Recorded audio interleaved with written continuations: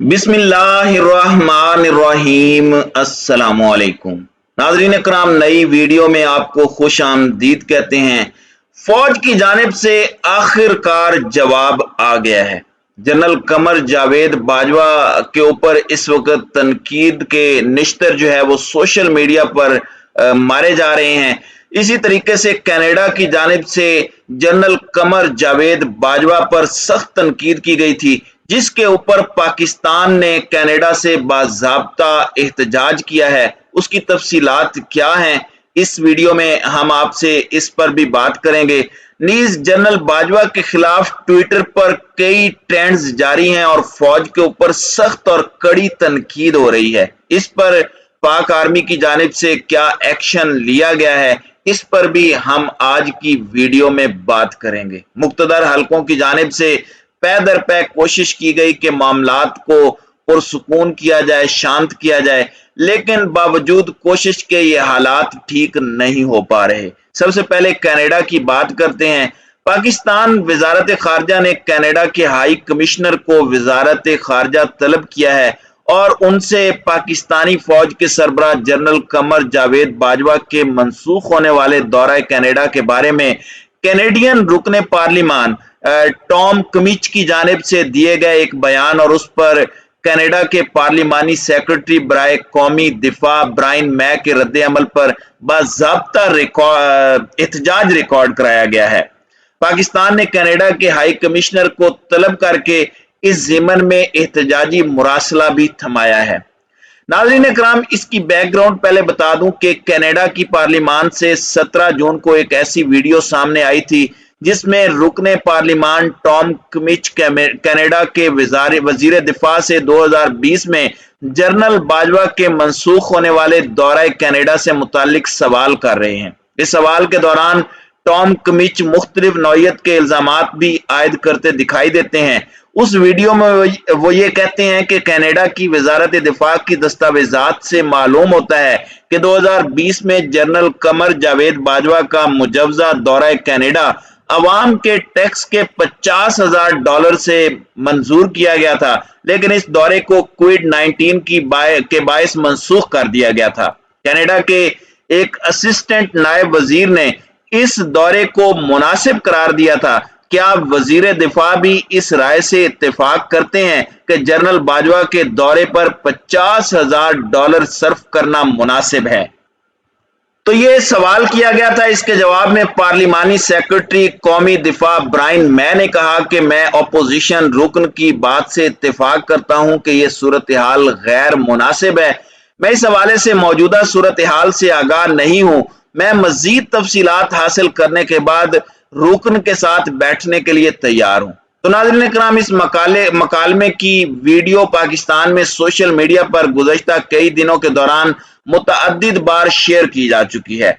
रुकने पार्लिमान इससे कबल भी पाकिस्तान के हवाले से कई बयानात दे चुके हैं और 2018 में पार्लिमानी कार्रवाई के दौरान इन्होंने पाकिस्तान में मुबैना इंसानी हुकूक की पामालियों के खिलाफ भी करारदाद पेश की थी। इन्होंने हाउस ऑफ कॉमन्स में कहा था कि पाकिस्तान की हुकूमत पर दबाव डाला जाए कि वो अक़लियतों के हुकूक की हिफाजत करें और इम्तियाजी सलूक के कवानीन को खत्म करें और पाकिस्तान को मिलने वाली कैनेडियन इमदाद को इंसानी हुकूक को यकीनी बनाने से मशरूत करें। अगस्त 2020 में भी इन्हें एक ऐसे वेबिनार में मदऊ किया गया था जिसका उन्वान जबरी गुमशुदगियों के मुतासरीन का आलमी दिन था और ये सिंधी फाउंडेशन ने मुनक्किद करवाया था। इसी तरह बलोचिस्तान में जारी आजाद बलोचिस्तान तहरीक के अंदर भी ये साहिब जो हैं ये पेश रहे हैं।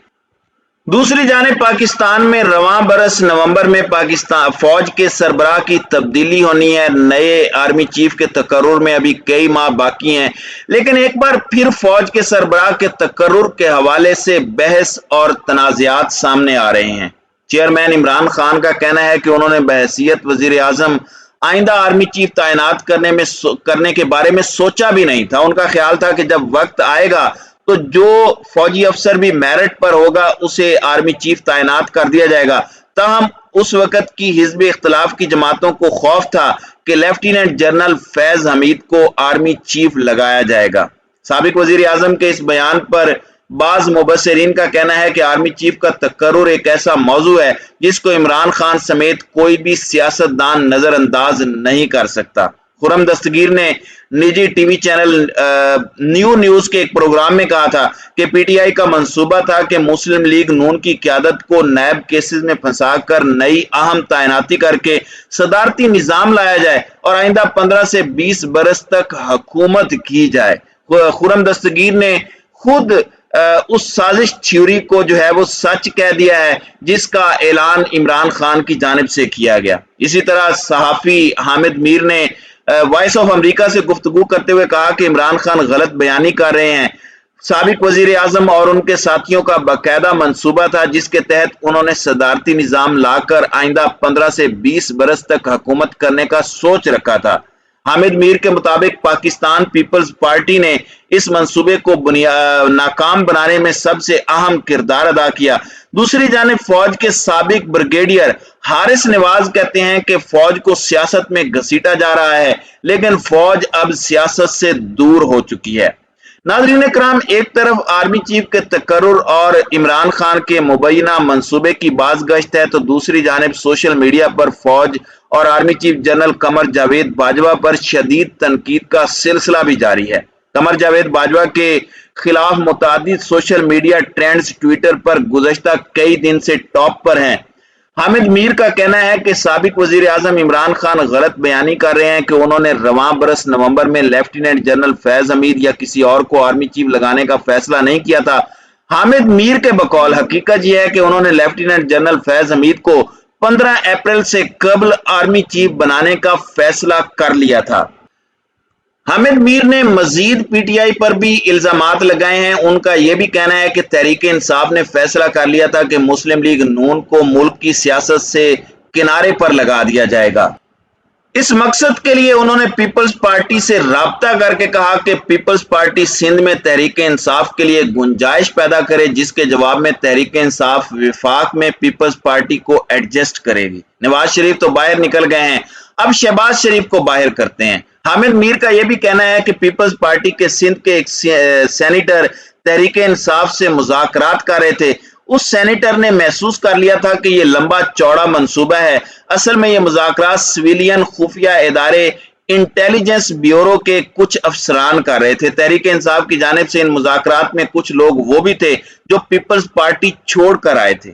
ان کا مزید کہنا تھا کہ تمام صورتحال واضح ہوئی تو معلوم ہوا کہ اپریل 2022 میں نئے آرمی چیف کا تقرر کیا جانا تھا۔ اس کے بعد 2022 کے اختتام تک انتخابات کرانے تھے جس میں تحریک انصاف کو 2/3 اکثریت دلائی جانی تھی۔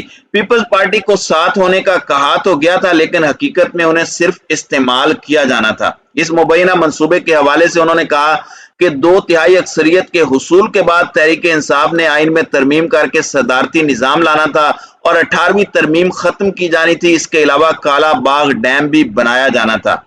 حامد میر کے مطابق پیپلز پارٹی کے پاس جب تمام معلومات آ گئیں تو انہوں نے فیصلہ کیا کہ مسلم لیگ نون کے ساتھ لڑائی کا کوئی فائدہ نہیں ہے، لہذا انہوں نے نواز شریف سے بات کی۔ اس کے بعد سابق وزیر اعظم نواز شریف اور سابق صدر آصف علی زرداری کے درمیان براہ راست بات چیت میں حتمی فیصلے ہوئے۔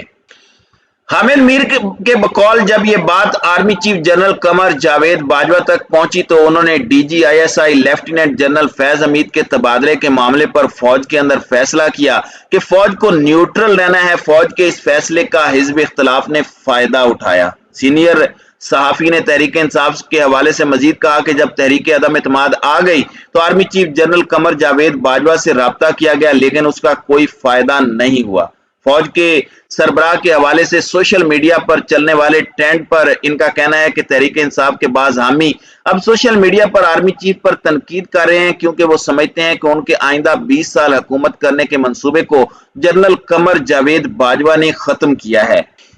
ناظرین کرام، آرمی چیف کے خلاف ٹرولنگ میں اگرچہ بظاہر پاکستان تحریک انصاف کی طرف جھکاؤ رکھنے والے اکاؤنٹس زیادہ فعال نظر آ رہے ہیں لیکن پی ٹی آئی نے اپنے آفیشیل ٹویٹر اکاؤنٹ سے ایسے اکاؤنٹ سے لا تعلقی ظاہر کی ہے اور کہا ہے کہ پاکستان فوج کے خلاف ٹویٹس کرنے والوں کا پاکستان تحریک انصاف سے کوئی تعلق نہیں ہے، لیکن اس کے باوجود پی ٹی آئی کے ہمدردوں کی طرف سے بڑی تعداد میں ٹویٹس کی جا رہی ہیں اور army chief general Qamar Javed Bajwa سمیت کئی سینئر افسران کی تصاویر لگا کر ان پر تنقید کی جا رہی ہے۔